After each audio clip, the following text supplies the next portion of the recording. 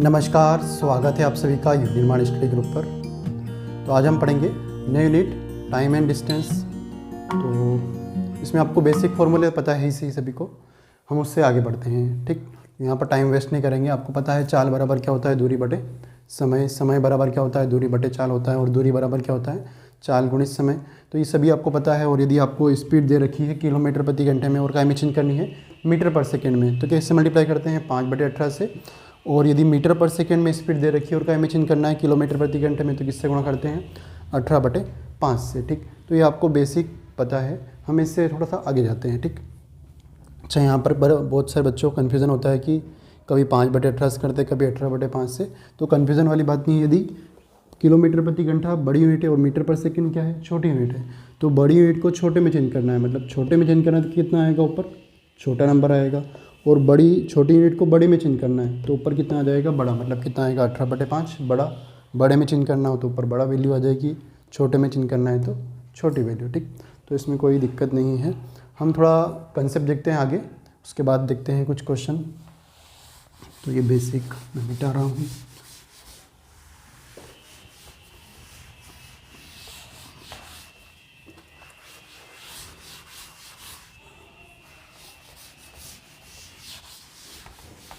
पहला कंसेप्ट देखते हैं हम कि यदि मैं क्या बोलूँ, दो व्यक्ति है, एक तो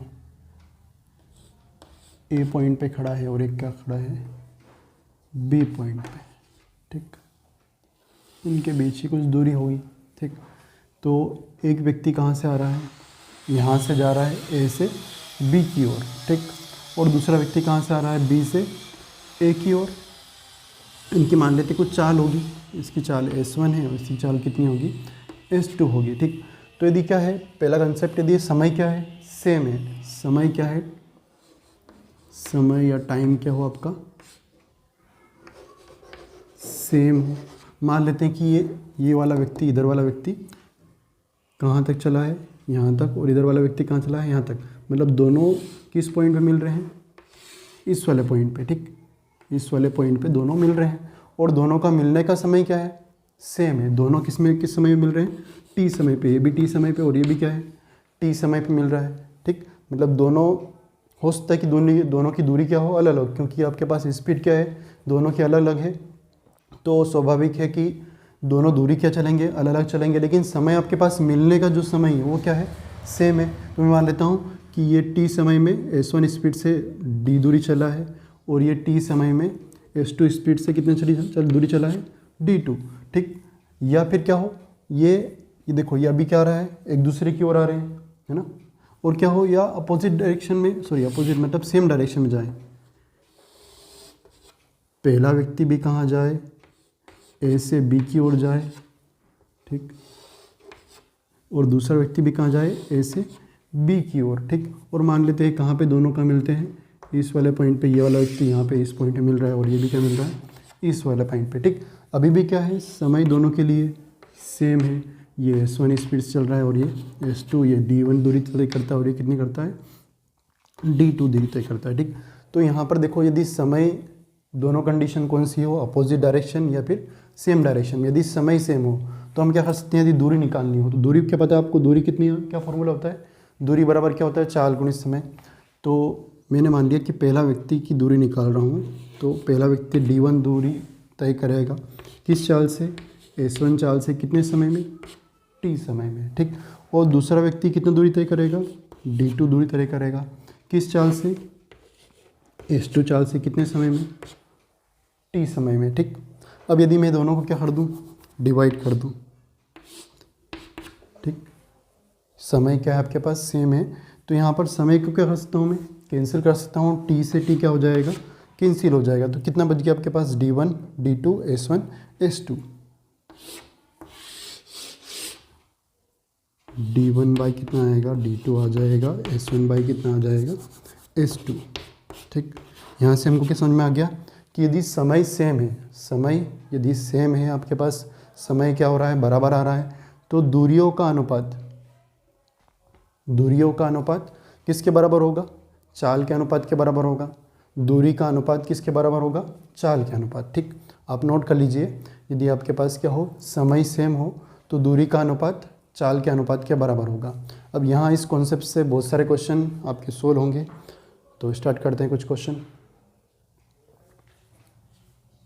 मिटा दे, ठीक। पहला क्वेश्चन देखते हैं।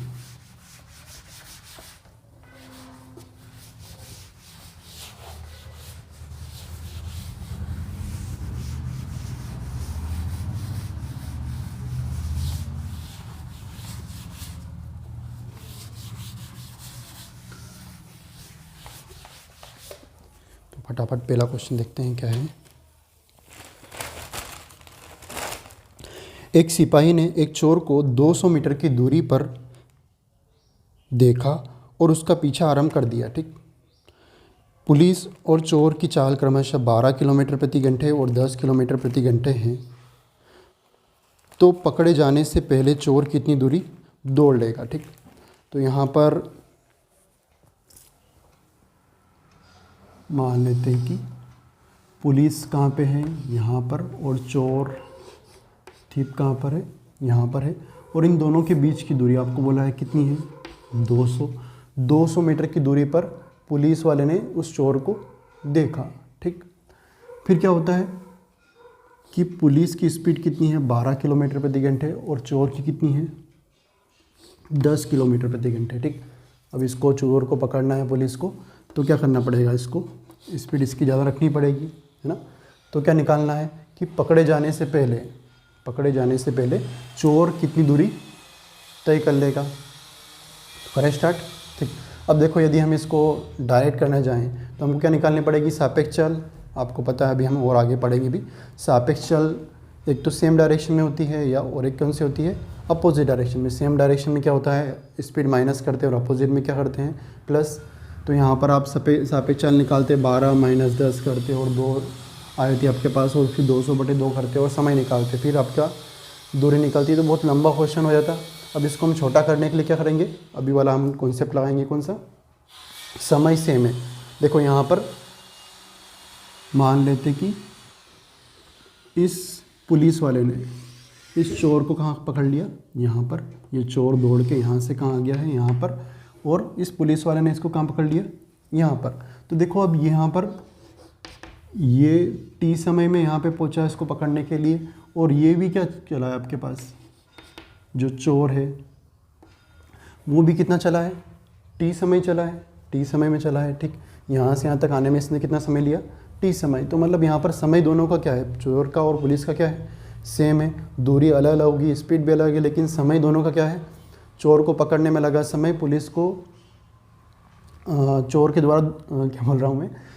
द्वारा दौड़ने में लगा समय, और पुलिस को चोर को पकड़ने में लगा समय। दोनों क्या होगा, बराबर होगा। तो यदि आपके पास समय बराबर है, तभी हमने एक फॉर्मूला, एक नोट लिखा था कि दूरियों का अनुपात किसके अनुपात के बराबर हो जाएगा, चालों के अनुपात के, ठीक। तो मैं लिख देता हूँ कि d1 दूरी किसने, पुलिस ने चली, d दूरी, और चोर ने कितनी चली, dt, और दोनों की चाल आपके पास पता है, ठीक। पुलिस की चाल कितनी है, 12 किलोमीटर प्रति घंटे, और चोर की चाल कितनी है, 10 किलोमीटर प्रति घंटा, ठीक। तो आपके पास पुलिस और चाल चोर की क्या आ गया, आपके पास एक रेशो आ गया है, कितना आ गया है, 12 और 10, और चाहो तो काट सकते हो, 2 से काट दो, नहीं काटोगे तो भी चलेगा, ठीक। तो आपके पास क्या आ गया है, 12 और 10 क्या आ गया, एक रेशो आ गया है, किसका, पुलिस के द्वारा तय की गई दूरी का और चोर के द्वारा तय की गई दूरी, ठीक। अब आपको पता है कि पुलिस चोर से कितनी अधिक दूरी तय कर रहा है, रेशो में कितनी कर रहा है, 2 अधिक तय कर रहा है। और आपको पता है यहाँ पर पुलिस को इसको पकड़ने के लिए कितना एक्स्ट्रा चलना है, 200 चलना है एक्स्ट्रा, ठीक। तो 200 किसकी वैल्यू हो जाएगी आपके पास, 200 किसकी वैल्यू हो जाएगी, 2 की, ठीक। पुलिस चल रही है 12 रेशो में, और चोर कितना चल रहा है, 10। तो पुलिस चोर से कितना अधिक चल रही है, 2, और यहाँ पर कितना चल रही है, 200 अधिक चल रही है, ठीक। इतना तो चलेगी, साथ में एक्स्ट्रा उसको पकड़ने के लिए कितना चल रहा है, 200। तो 200 किसकी वैल्यू हो जाएगी, 2 की, और 1 यूनिट की वैल्यू आपको मालूम पड़ गई, कितनी आ जाएगी, 1 यूनिट की वैल्यू कितनी आएगी, 100 आ जाएगी, ठीक। ओरली कर सकते हैं इसको डायरेक्ट, और आपको 2 की वैल्यू दो 200 के बराबर और 1 यूनिट की वैल्यू कितनी आ जाएगी 100 और 100 से मल्टीप्लाई कर देंगे यहाँ पर दोनों जगह। क्या निकालना है, चोर कितनी दूरी चाहिए तय करेगा। ठीक, तो चोर रेशो में कितने कर रहा है 10 और चोर के लिए कितनी यूनिट है 10 यूनिट और 1 यूनिट की वैल्यू आपको पता है कितनी है 100, तो टोटल कितनी हो जाएगी 1000 मीटर। 1000 मीटर मतलब कितना किलोमीटर दौड़ लेगा 1 किलोमीटर। ठीक, देखो आसानी, बहुत ही आसान क्वेश्चन है। समय दोनों का सेम है तो मैंने क्या कर दिया, दूरी का अनुपात किसके बराबर हो जाएगा, चालों के अनुपात के। तो चाल ये थी, दूरी हमने मान ली, चोर की पुलिस की जो दूरी ये है और चोर की दूरी ये है, दोनों के बीच एक रेशो आ गया 12 और 10। पुलिस कितना चल रही है 12 और चोर कितनी चल रही है 2। दोनों के बीच डिफरेंस कितना आ रहा है 2 का, और 200 किसकी वैल्यू हो जाएगी 2 की, क्योंकि यहाँ पर चोर को 200 ज़्यादा चलना पड़ेगा। तो 202 की वैल्यू, तो 1 यूनिट की वैल्यू कितनी आ जाएगी 100। पुलिस के द्वारा तय की ये दूरी निकालनी हो तो 12 गुणित 100 तो कितना हो जाएगा 1200। चोर के द्वारा तय करनी है तो कितना आएगा 100 गुणित 10 कितना आएगा 1000 मीटर। ठीक, इतना क्लियर हो गया। अब यदि यहाँ पर आपको क्या निकालना हो पूछ लिया होता है उन्होंने, किसकी चोर के द्वारा या फिर समय निकालना हो, समय दोनों का क्या आएगा सेम आएगा। तो समय आप यहाँ से भी निकाल सकते हो, पुलिस से भी और चोर से भी समय, क्योंकि समय दोनों का क्या है सेम है। तो समय बराबर क्या होता है दूरी बटे क्या होता है चाल। कितनी दूरी चल रहा है पुलिस, कितनी दूरी चल रही है, सॉरी चोर कितनी दूरी चल रहा है 1000 मीटर, किस स्पीड से 10 की स्पीड से। तो 1000 बटे कितना आ जाएगा 10, और इसको मीटर किलोमीटर को मीटर में चेंज कर दूँ तो 1 बटे कितना आएगा 10 आ जाएगा, मतलब कितना आ जाएगा 6 मिनट। ठीक, तो समय भी आसानी से निकाल सकते हैं। अगला क्वेश्चन देखते हैं। देखो आप कुछ और क्वेश्चन करेंगे तो समझ में आएगा अच्छे से। तो इतना बड़ा क्वेश्चन है नहीं, हवा में हो गया है।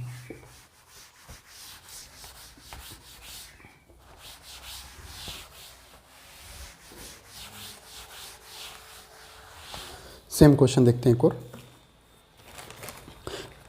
पुलिस ने एक चोर को 700 मीटर की दूरी पर देखा। ठीक, पुलिस ने चोर को कितनी दूरी पर देखा 700 मीटर की। ठीक, मतलब अब यदि पुलिस को चोर को पकड़ना है तो क्या करना पड़ेगा, ये 700 मीटर जैसे कवर हुआ तो क्या हो जाएगा चोर पकड़ा जाएगा। ठीक, लेकिन यहाँ पर क्या हो रहा होगा, चोर भी तो भाग रहा होगा। ठीक, तो इसके बाद क्या बोला आपको, पुलिस 4.7 किलोमीटर 34 मिनट में और चोर 4.7 किलोमीटर 41 मिनट में दौड़ सकता है, तो चोर पकड़े जाने से पहले कितनी दूरी दौड़ चुका होगा। ठीक, तो सेम वही क्वेश्चन है, पर यहाँ पर स्पीड नहीं दे रखी, यहाँ पर क्या दे रखा है दूरी और क्या दे रखा है समय। तो स्पीड तो आसानी से हम निकाल सकते हैं। तो मान लेते हैं कि इस पुलिस वाले ने इस चोर को कहाँ पकड़ा है, यहाँ पर पकड़ा है, और चोर भी कहाँ जाएगा पकड़ाने के लिए यहाँ पे जाएगा। इस पॉइंट पे क्या पकड़ लिया, पुलिस ने चोर को पकड़ लिया, तो दोनों का समय क्या होगा सेम होगा। ठीक, समय क्या होगा सेम होगा। तो समय आपके पास बराबर हो तो आपको पता है दूरी का अनुपात किसके अनुपात के बराबर हो जाएगा, चालों के अनुपात के बराबर। ठीक,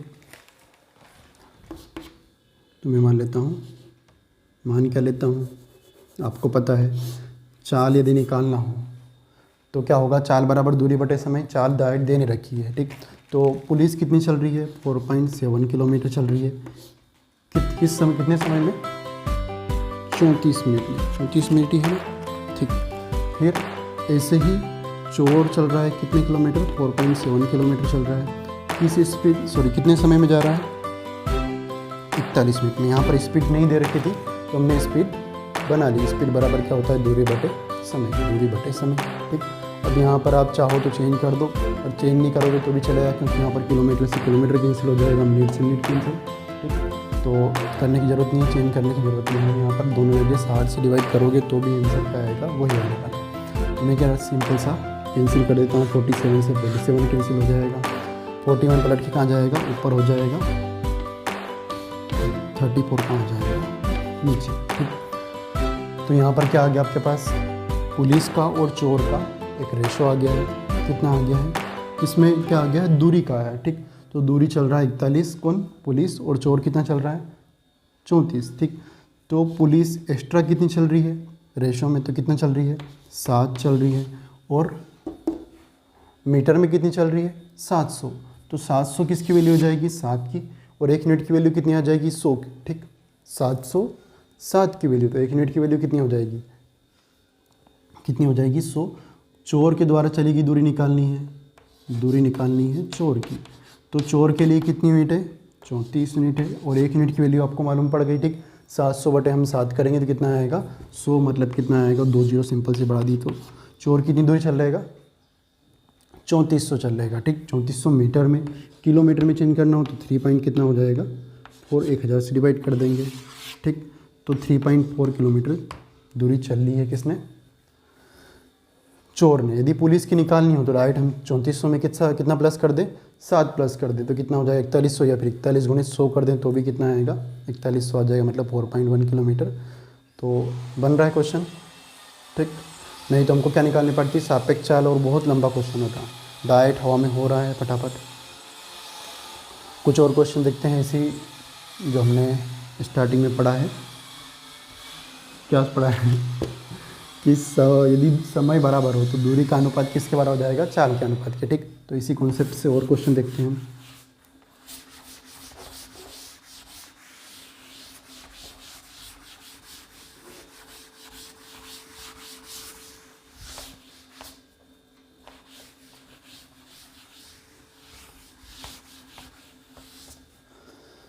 फटाफट क्वेश्चन करते हैं, देखो फटाफट कितने क्वेश्चन हुए हैं, अभी तो 2 ही हुए हैं, कुछ और कर लेते हैं।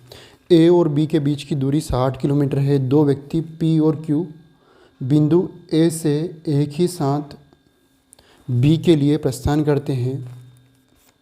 पी की चाल क्यू से 4 किलोमीटर कम है। क्यू बी पर पहुंचकर, अब क्यू से कम है तो फिर क्या हो जाएगा, क्यू पहले पहुंच जाएगा पी से। क्यू बी पर पहुंचकर तुरंत पलटता है और पी को बी से 12 किलोमीटर की दूरी पर मिलता है, तो दोनों की चाल ज्ञात करो, ठीक। अब क्या निकालना है आपको, चाल निकालनी है, तो हम इसी कॉन्सेप्ट का यूज़ करते हैं। देखो आपके पास क्या बोला है, ए और बी 2 पॉइंट है, ठीक। इनके बीच की दूरी कितनी है टोटल 60 किलोमीटर ना, इधर लिख दूँ मैं 60।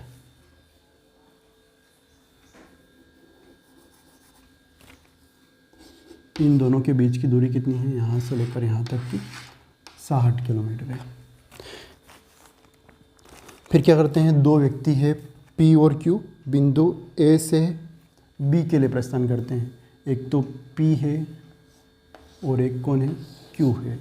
दोनों क्या करते हैं, एक ही बिंदु ए से बी के लिए जाते हैं। फिर क्या होता है, जो पी की चाल है क्यू से कितनी कम है 4 किलोमीटर प्रति घंटा कम है, ठीक। यदि इसकी चाल क्यू की कितनी है 1 से, तो इसकी कितनी होगी x माइनस कितनी होगी 4 होगी, मानने की ज़रूरत नहीं है, बस 4 कम है, मतलब इसके दी 10 है तो इसकी कितनी हो जाएगी 6 हो जाएगी, इससे कम है। फिर क्या बोला है, क्यू बी पर पहुंचता है, ठीक। और तुरंत क्या होता है, पलटकर पी को बी से 12 किलोमीटर की दूरी पर मिलता है, ठीक। अब ये यहाँ पर क्या होता है,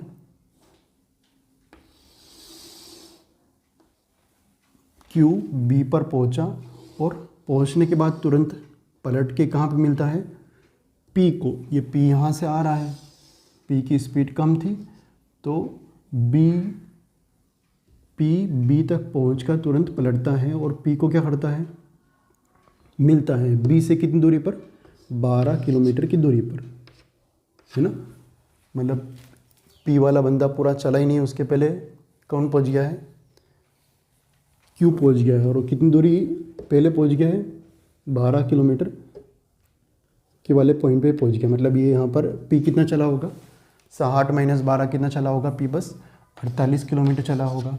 और यदि मैं क्यू देखूँ तो क्यू कितना चला है, पूरा यहाँ से यहाँ तक 60 का एक राउंड लिया और 12 एक्स्ट्रा चल लिया, मतलब कितना हो जाएगा 72 दूरी चल लिया है, ठीक।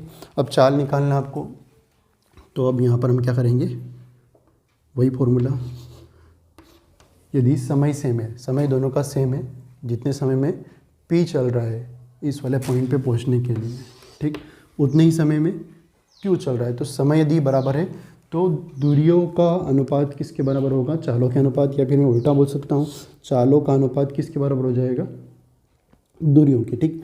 तो मैं देख लेता हूँ किसकी चाल, पी की चाल और किसकी चाल, क्यू की चाल का अनुपात किसके बराबर होगा, पी की दूरी और पी की चाल क्यू की चाल के बराबर। ठीक, चालों का अनुपात दूरियों के अनुपात के बराबर होगा या फिर दूरियों का अनुपात चालों के अनुपात के बराबर होगा। ठीक, अब यहाँ पर आपको पता है पी कितनी दूरी चलेगा, पूरा नहीं चला है, 60 नहीं चला, कितना चला है, 12 कम चला है, तो कितना आएगा, 48 किलोमीटर चला है। और क्यों कितना चला है, 60 तो चला है, 12 एक्स्ट्रा चल लिया है, मतलब 60 12 कितना आ जाएगा, 72 चल लिया है। अब यहाँ पर मैं कैंसिल कर देता हूँ, किससे, 24 दूना 48, 24 या 72, नहीं काटोगे तो भी चल जाएगा, कैंसिल कर दिया तो कितना आएगा, 2 और 3 का। ठीक, तो आपके पास P और Q की स्पीड का रेशो आ गया है। आपको पता है कि जो P है Q से कितना चाल कम है, तो कितनी कम है, 4 किलोमीटर। और यहाँ पर आपको दिख रहा है कि इन दोनों की चाल का अनुपात कितना है, 2 और 3, तो यहाँ पर रेशो में कितनी कम है, 1 कम है। ठीक, तो 1 किसकी वैल्यू हो जाएगी, 4 की। ठीक, P की चाल Q से 4 किलोमीटर कम है और रेशो में कितनी कम है, 1, तो 4 1 की वैल्यू हो जाएगी। 1 यूनिट की वैल्यू निकालनी हो तो कितनी आएगी, 1 यूनिट की वैल्यू कितनी आ जाएगी, 4। अब P की चाल निकालनी हो तो 4 गुणित 2 कितना हो जाएगा, 8। Q की निकालनी हो तो 4 गुणित 3 कितना हो जाएगा, 12। तो P की चाल निकालनी तो 4 गुणित कितना कर दूंगा मैं, 2 कर दूंगा, कितना आएगा, 8 आ जाएगा। और किसकी निकालनी है, Q की, तो 4 1 यूनिट की वैल्यू, और Q के लिए कितनी यूनिट है, 3 यूनिट, तो 4 गुणित 3 कितना आ जाएगा, 12। इतना पूरा लंबा करने की ज़रूरत नहीं रहती है आपको, बस आपको मालूम पड़ गया कि रेशो में दोनों की चालों में कितना अंतर आ रहा है, 1 का अंतर आ रहा है। और आपको पता है कि उन्होंने दे रखा है कि इसकी चाल इससे कितनी कम है, P की चाल Q से कितनी कम है, 4 किलोमीटर प्रति घंटा कम है। तो कम बराबर कम, 4 1 की वैल्यू है, 4 गुणित 2 8, 4 3 12, ये हो गया क्वेश्चन फटाफट। ठीक, तो आंसर आएगा, दोनों की चाल 8 और 12 किलोमीटर प्रति घंटा है। एक लास्ट क्वेश्चन करते हैं। ठीक, हटा देते हैं इसको।